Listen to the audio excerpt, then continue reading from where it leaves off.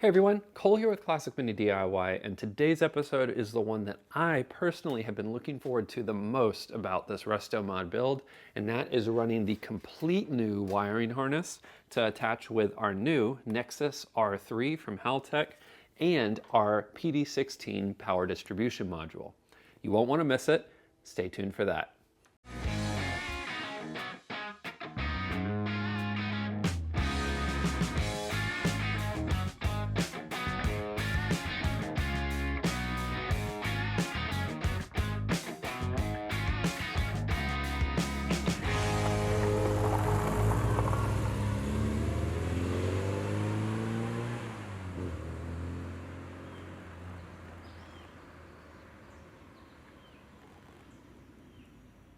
All right, so on today's episode, we are going to be getting started. I don't know how much we're going to get done on today's episode. This might be multi-part, but we are going to begin wiring all of the electrical system in the Classic Mini. We're going to be attaching or at least mock running some of these wires, planning out where this new ECU is going to live. As you can see, I have already started kind of mocking up the PD16 and putting some wires in the boot here. And really this whole episode is about planning out and kind of showing you guys how I'm going to be running the electrical system in the car. So before we get into this, I do want to take a minute to let you guys know the special things about this electrical system and what is going to make it so unique in the Classic Mini world. Now, as you can see, we are sitting and taking a look at the front side of the car here, and I'm holding my inlet manifold as well as my throttle body. Now, this throttle body is what's called drive-by-wire. This is an electric motor, and it controls the throttle butterfly inside this throttle body, and then it is a fuel-injected throttle body. So our ECU is going to use the sensor that is attached to my pedal over there, and it's going to tell this stepper motor how much it should open based on how much I'm pressing the pedal. It's a super cool system, and it's essentially what most modern cars are using these days. It's extremely reliable, it's safe, and it does an excellent job at managing your idle as well as a bunch of other really cool and unique properties. Now, to give you guys a little bit of a understanding of how this works, this is obviously my accelerator pedal here. You press this and you can see at the top there is an arm pressing another actuating arm, and this is the pedal position sensor. This sensor is a Honda Acura part. It's very inexpensive for the part that it is, and it's going to be easily replaceable in the event that it ever stops working and I need to replace it. That feeds my ECU, which is the Nexus R3. Then that controls everything else in the car. It controls all of the electrical circuits. It controls my boost. It controls everything. Super sophisticated, and also one of the easiest ECUs to set up. All right, so now back at the rear of the car, we have the supplementary device, which is our PD16. This is what's called a power distribution module. And this is effectively replacing all of the relays, all of the fuses, and all of the kind of minutia that you have to deal with electrical systems, all encompassing inside this one electronic unit. This communicates with the ECU. The ECU can control all of the circuits inside here. It does some pretty cool stuff. And all of that is done over the CAN network that is built into these ECUs. You guys have probably heard of that if you've ever looked into ECUs in the past. Now for this whole setup, I have partnered with Prowire USA to set up the heat shrink, the really cool classic looking heat shrink that I'm going to be using, which is going to be used to prepare out the entire harness and get it all wired up and looking really, really nice. I'm going to show you guys the stuff that I'm using here in just a little bit. But let's take a look at the back of the car right now, and I can show you guys how this is going to be set up and give you guys kind of a breakdown of where each wire is running, and then we can start mocking stuff up. Looking at these circuits back here, it might feel a little bit confusing, but let me break it down for you. So these two wires that are coming off of the PD16, these are all of the electrical circuits. So think the power wires for my turn signals, my brakes, a stereo system, my wiper motor, headlights, fog lamps, all of those things are coming off of this PD16. Those are all of my kind of secondary electrical system items. Anything that is directly related to the engine and its operation is going to be controlled by the R3, which is also a power distribution module, but it's a slightly trimmed down version of this complete one here. Now, you can see here I have a heavy-duty terminal stud box, and this is basically a box full of terminals that I can connect kind of battery wires to. This is going to let me easily distribute the power between everything that needs a primary feed from my 12-volt battery. And the battery I'm going to be using for this is the anti-gravity lithium ATX 30 battery.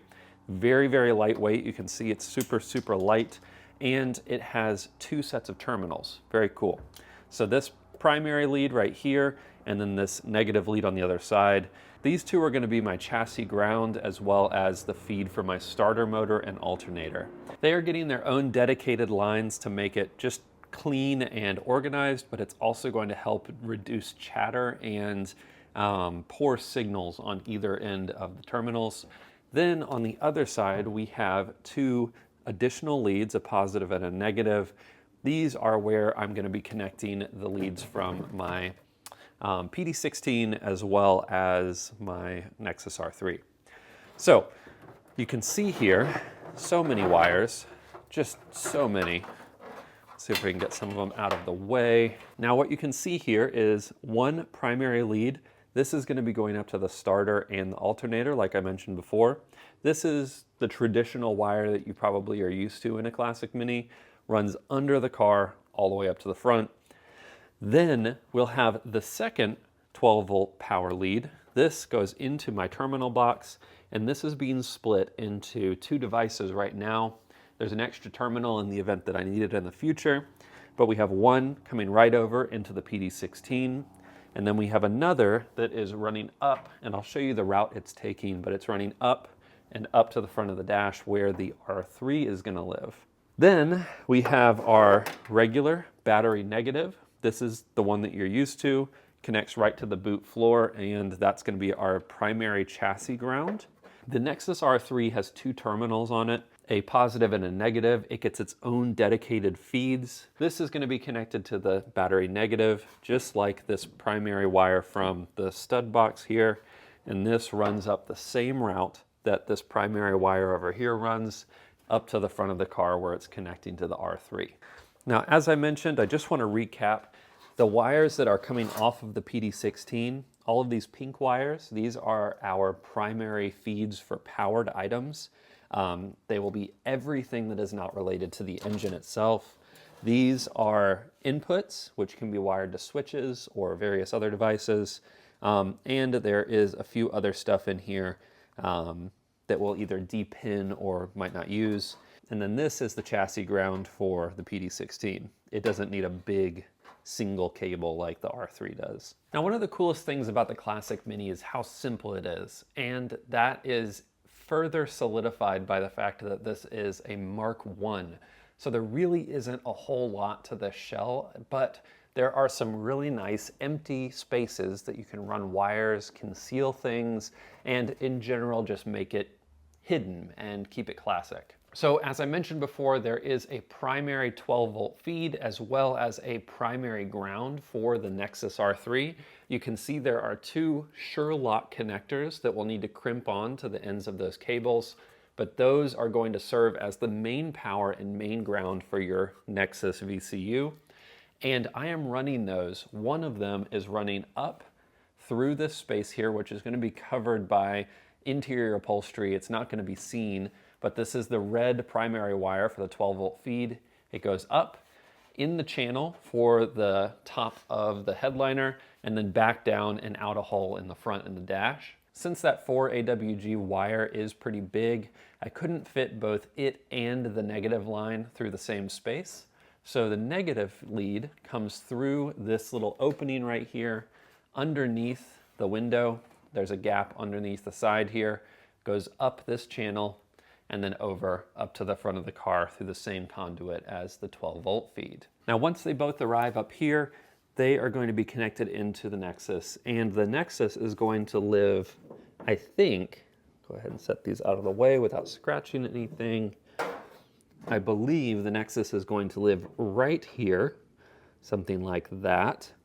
It'll live behind the main dash. The speedometer and everything sits out front here with my new rally dash. I'll show you guys that in a minute.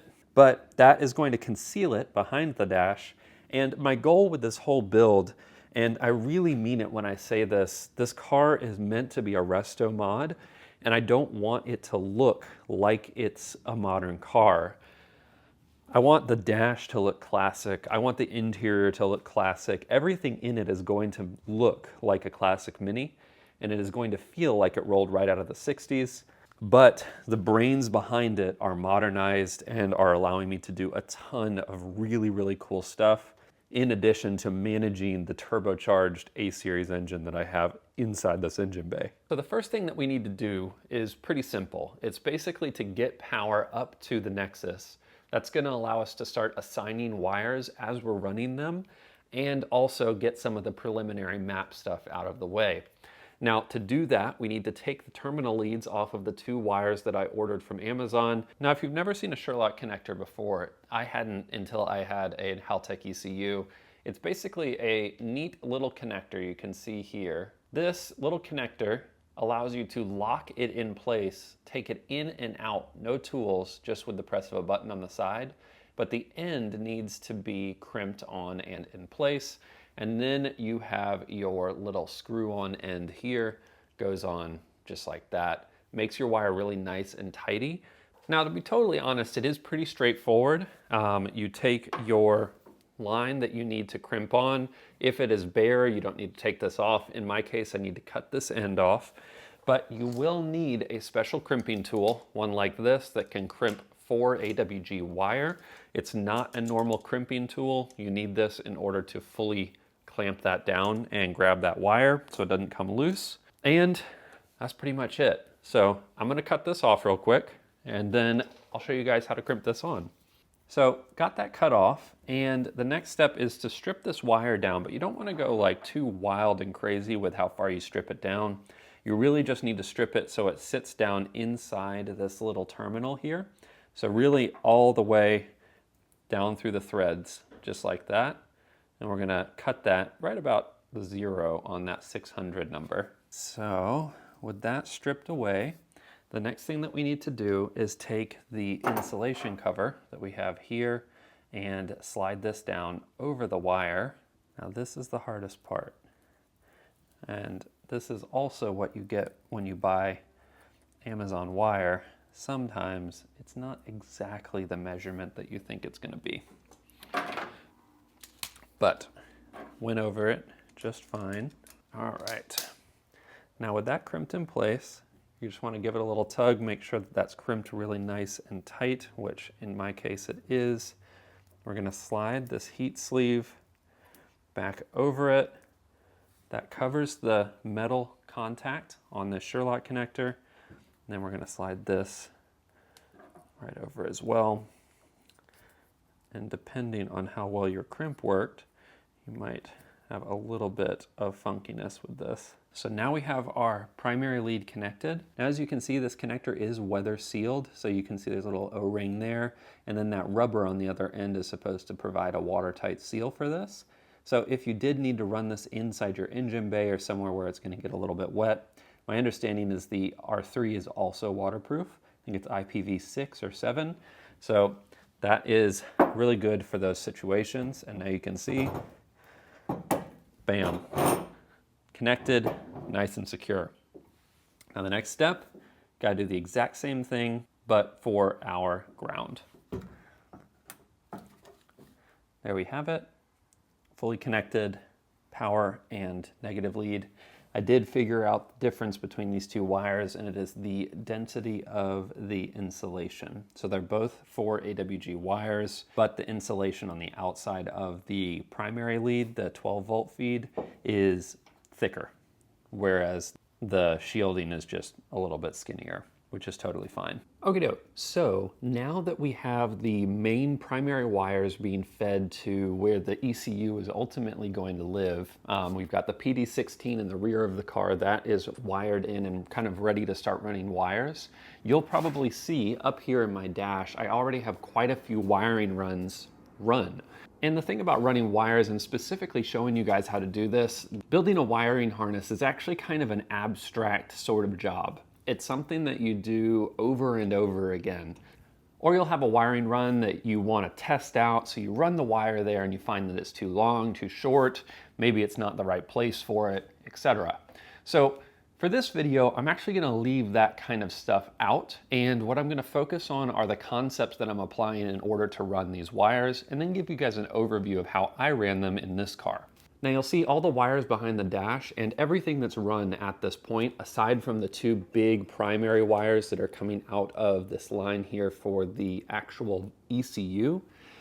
All of these wires are for non-essential electronic items. So headlights, stereo, gauge cluster power, lights for turn signals, parking lights, high beams, all of that stuff. And I started with this side of the harness because I did feel like it was the easiest to kind of begin the project on. Given the fact that the engine is not in the car yet and there's a lot of kind of unknowns about that side of the wiring harness, I decided not to run that yet. But we are using some pretty cool concepts for electrical wiring in this car, and something that I think it would be worth you guys looking into depending on what type of ECU or power distribution system you're using. I want to show you guys how I'm handling some pretty complex, or I should say pretty unique wiring situations. Okay, so for our setup, we're going to be doing things kind of differently than you might be used to with a traditional circuit or a traditional 12-volt system. Now, I drew two different diagrams. The kind of more traditional setup, this is a very basic circuit, and then one that we are going to be using inside the PD16 and Nexus setup. So first things first, let's take a look at this first circuit. You have your battery with a positive and negative lead. The negative lead is connected to your chassis, just like normal, and the positive lead is going to a switch. Now in most automotive setups, you would have a fuse right here, and depending on this circuit, you might have a relay that is controlling this in a more safe way. But for the purpose of this illustration, this is going to do. So essentially, the whole concept behind electrical wiring is that you are completing a circuit when you are trying to turn a device on. So you're allowing power to pass through this wire, through the device, and then back into the negative terminal on your battery. Now we do this by running a wire to a switch. That switch, when toggled on, connects the circuit, power flows into the device, and then your device is grounded on the other side, allowing the travel of those electrons into the battery and thus completing the circuit. Now for the PD16 and the Nexus setup, we are going to be doing something pretty similar, but there is some special caveats here. So we have our battery set up with its chassis ground and our main power feed going into either the PD16 or the Nexus R3.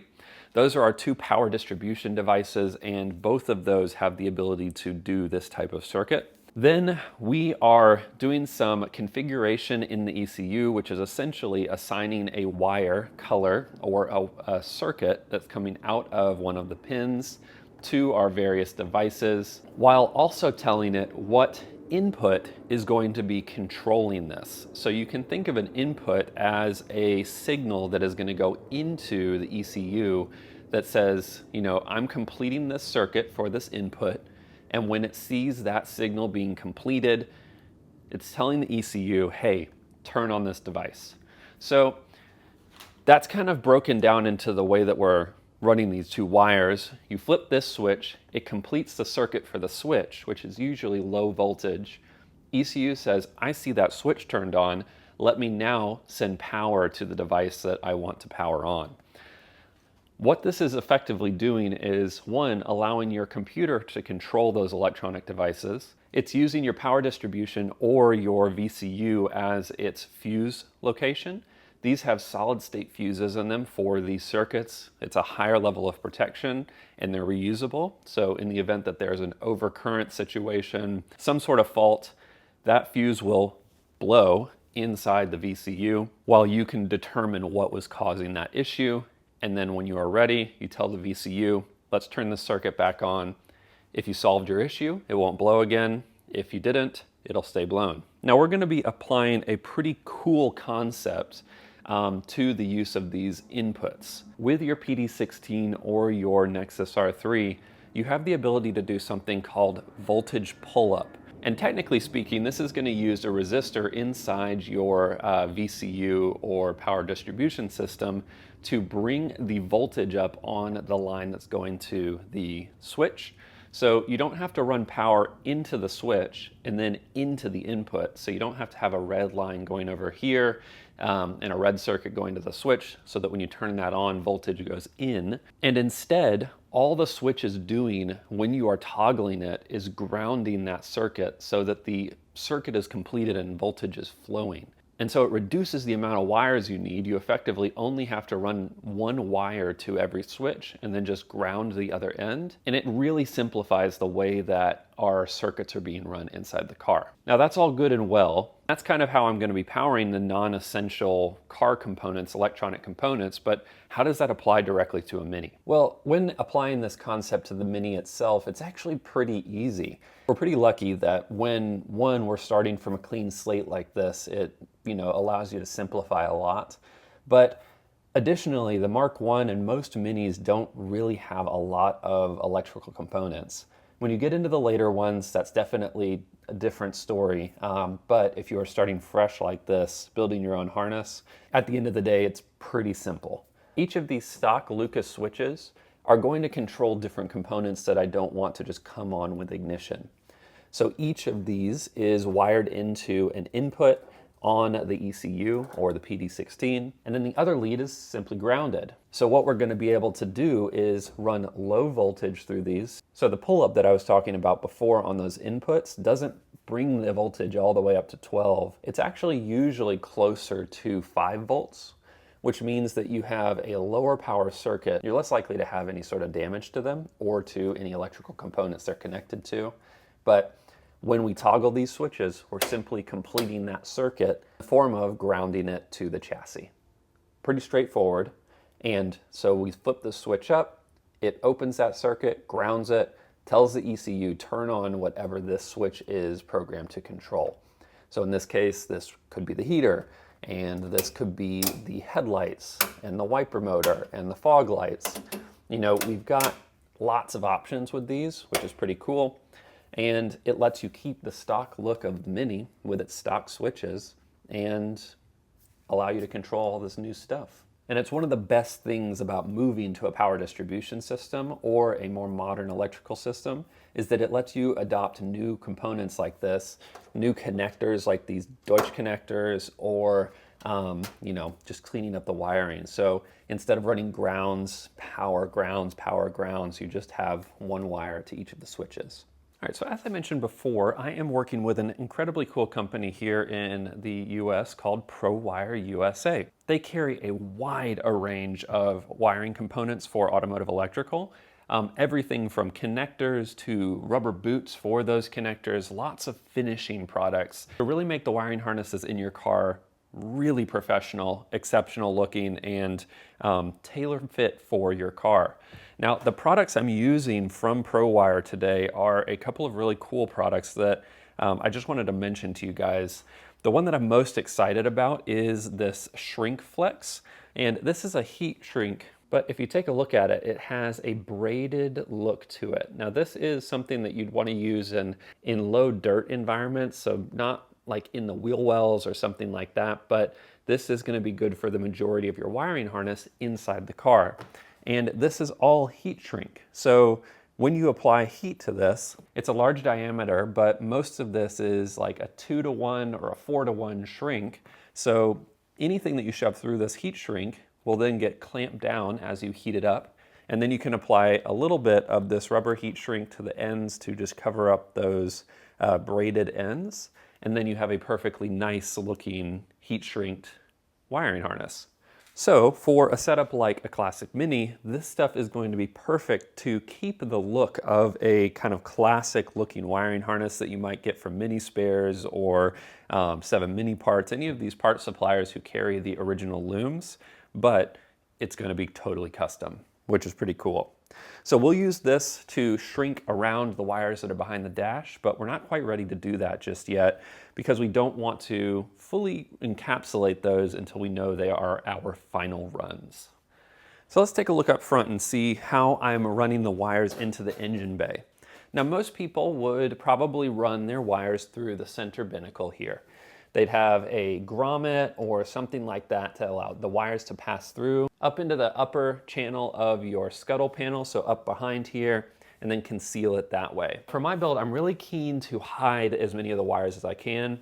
Even though this is a fuel injection build and likely will have a lot of hoses or sensors and different things on the engine, I want the engine to look super, super clean. And one of the ways that I'm going to do that is to do my best to hide every single wire that is coming out of the PD16 and out of the VCU.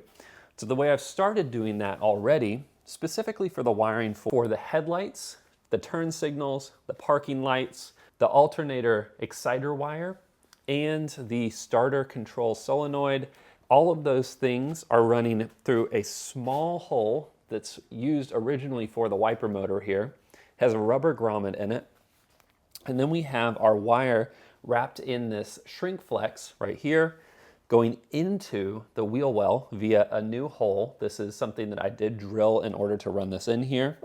And then we're going to be wrapping that with the rubber style heat shrink that is a little bit more resilient to water, dust, dirt, and grime. And then we're going to be connecting that via DT connectors to the headlights, parking lights, all that stuff. Then after it has passed into the inner fender here, there's a small hole, like channel gapping stuff that's just kind of built into the original front valence here. And those wires are going to run up, and they're going to live kind of inside this upper channel here, or I might run them in the lower side of the grill here. But these wires can then go do all of their respective jobs. So in my case, we have, like I mentioned, the alternator exciter wire, the starter solenoid relay. So this is a wire that's coming from the VCU. Basically, I'm going to be creating a original floor start button in my car, but that's simply going to be a signal, an input going into the VCU like we talked about before. And that's going to tell the VCU, hey, send a signal to the starter control solenoid. That'll spin the starter over using the original big power wire that's coming from the battery in the back of the car. So most of the circuits are actually going to be pretty similar to the way they are in the original harness, with just some slight modifications. And then finally, the last big wire up here, you'll notice one that's a bit lower gauge, which means it's thicker. This is going to be powering the 4 fog lights on the front of my car that you guys have probably come to know as my kind of traditional look on the car on Bad Wolf. So pretty exciting stuff. Everything's kind of coming together and we're getting started here. Also, one of these wires is going to power all of the 12-volt sensors I have too. Because the coolant temperature sensor as well as the speed sensor on the back of the gearbox down here are 12-volt fed. The rest of the sensors in the engine bay, for the most part, are 5-volt fed, which is more common in motorsport. So that's pretty much it. I'm going to stick the VCU in its place, kind of start mocking up those wires and show you guys kind of my process. This is going to be kind of a time-lapsey little feed so you guys can see, because at the end of the day, unfortunately, wiring is not super exciting. I really wish it was, because it would make videos really exciting, but it isn't.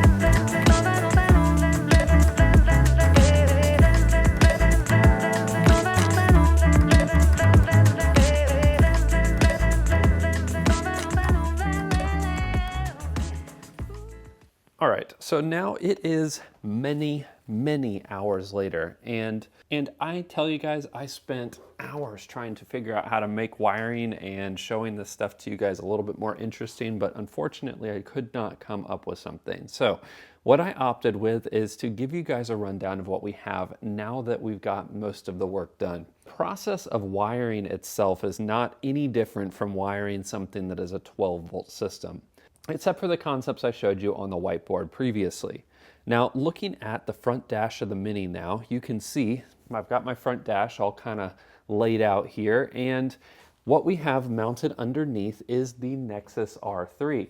This is the ECU, VCU itself, and it's wired into all of the various Lucas switches, as well as running up and connecting to all of my gauges and other electronic items up at the top here.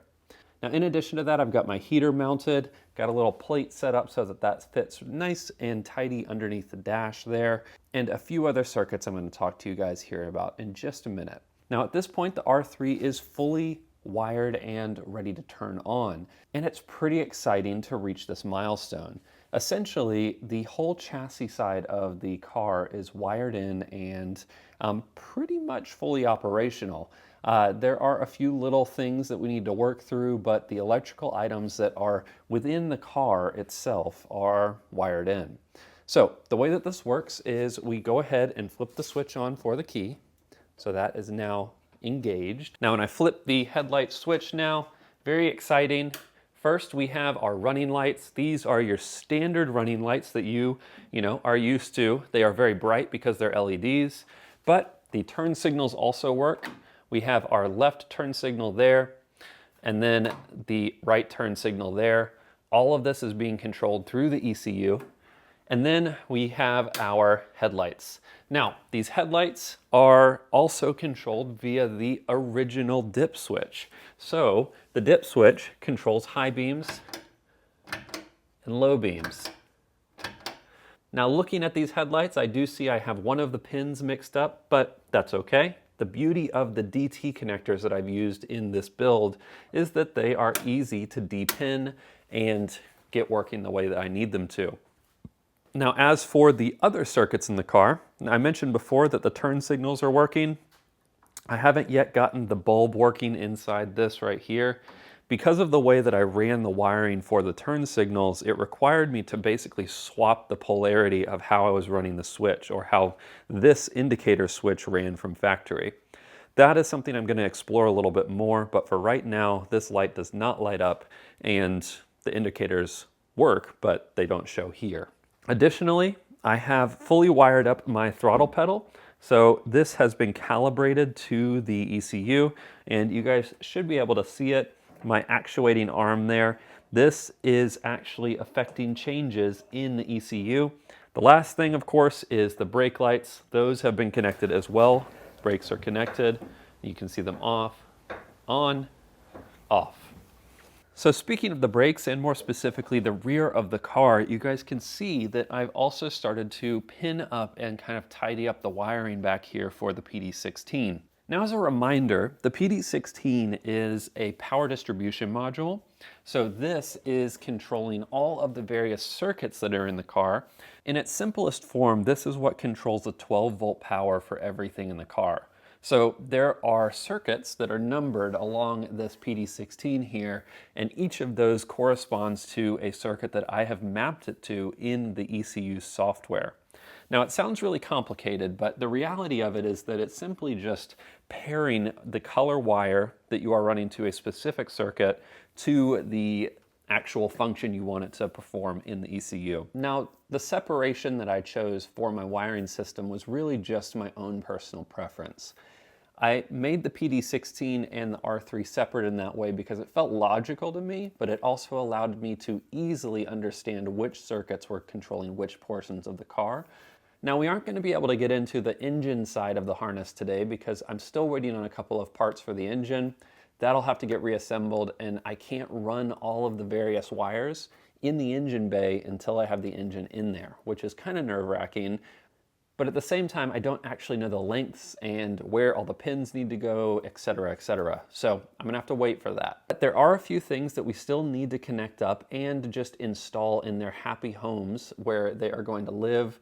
And the first thing that I'd like to install is the dash. So I have a rally dash that I'm going to be using. This is made by the same gentleman who made my other rally dash. If you haven't seen that before, definitely go check out that episode. It was a really good one. But we're going to be covering and installing a new one today using the same mounting hardware I had before. So the two side panels are pretty much the same as they were, but the center panel is all new, 4 gauges, and the center speedometer. All of these are digital gauges, and what's really cool about these gauges is that I was able to connect them to the ECU using some of the ECU's spare outputs. They are the half bridge outputs in my case, and I was able to scale and configure these gauges to all run off of the ECU, so they don't need their own sensors, they don't need anything like that. The ECU is getting all of the data from the more reliable modern sensors that I have on the car.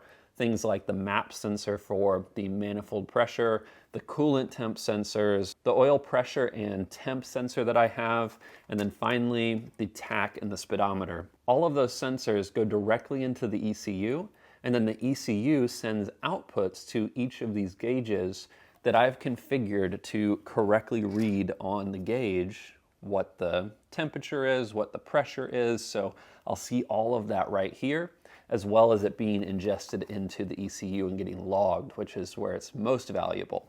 But that also means that I don't have to use any sort of modern LCD. I don't have to use any sort of modern gauges. I can just simply stick with the original Smith's gauges, stick with the original look, and everything will just, well, it'll almost just work.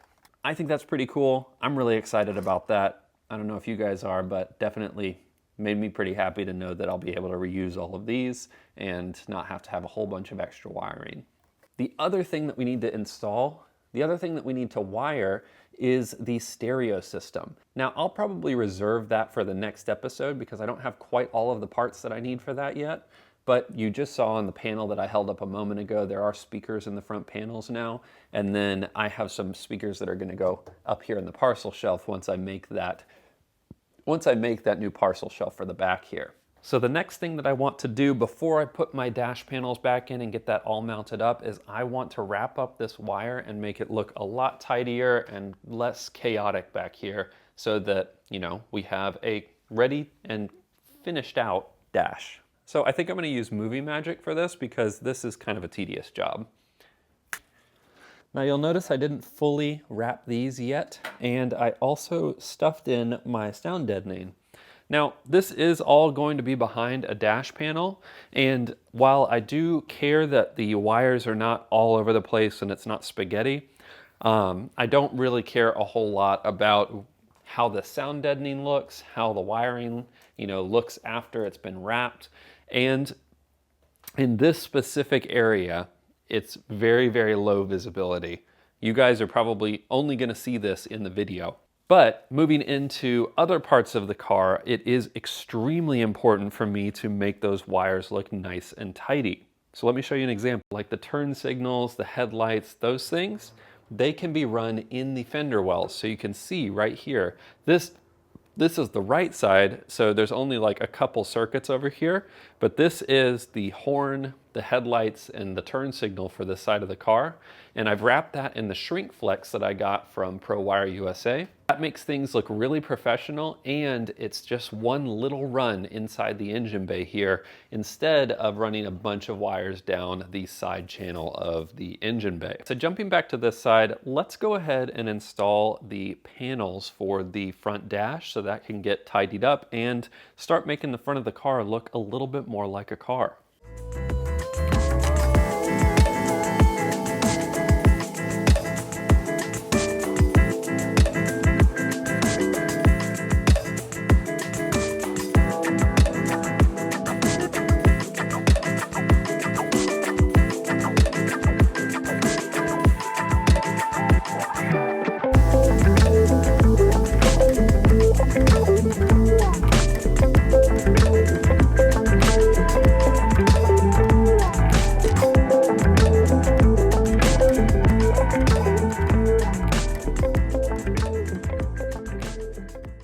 so now we get to do the fun part. Since this is fully connected, I've wired all of these. I've sent their sensor inputs to all of the various locations they need to be. The next step is to turn this on and see what happens. So we've got all of our gauges sweeping. The digital gauge appears to be working correctly. As you can see, the boost gauge is a little jiggly, and I do have a fix for that. I'm working with a buddy of mine. Essentially, each of these gauges is expecting an analog input, and the ECU outputs something called a pulse width modulated output, which means it's at a frequency. So instead of sending just a static voltage, it's actually sending pulses of that voltage, if I understand it correctly. And you can change the refresh rate so that it refreshes more frequently, aka it pulses more frequently. If you do that, it will help this jitter a little bit, but the real fix is to add an analog converter, so it'll take the digital signal and convert it to an analog one. I am going to add that, and it's going to help kind of modulate this kind of jiggliness that you see here. But what's cool is currently all of these are getting their sensor feeds from the ECU. Now we might need to scale them slightly differently. As you can see, the water gauge, the temperature on the ECU is 120 degrees Celsius. So this showing a little over 110, that does make sense, and that kind of tracks with what should be happening there. However, that sensor is reading that high because there is no sensor connected. The oil pressure is correct. There's no pressure, so it's sitting at 0. And then the map sensor also is not connected, so we're going to see a little bit of a weird behavior with that too. Now what's cool is, in addition to all of these being wired into the ECU, they've also got the illumination set up for them. The tach is not connected, just FYI, which is why that's not lighting up. And I've connected the ignition light to this. So when the voltage is too low, we are going to get this little ignition light coming on. And this right here is our oil pressure light. So that's showing that we have 0 PSI oil pressure. But my indicator is going to light up that top center indicator light. So I'll always know, even if I don't get the bulb on the end of the stock working, that if this light is illuminated, it means my indicators are still running. Lots of progress there. Very excited about that. All right, ladies and gentlemen, so I think I am going to wrap up the episode there. This is a 40-minute episode already, and I have covered a lot of stuff. There is so much stuff that I can talk about with this wiring that honestly I could do another 40 minutes of just wiring stuff.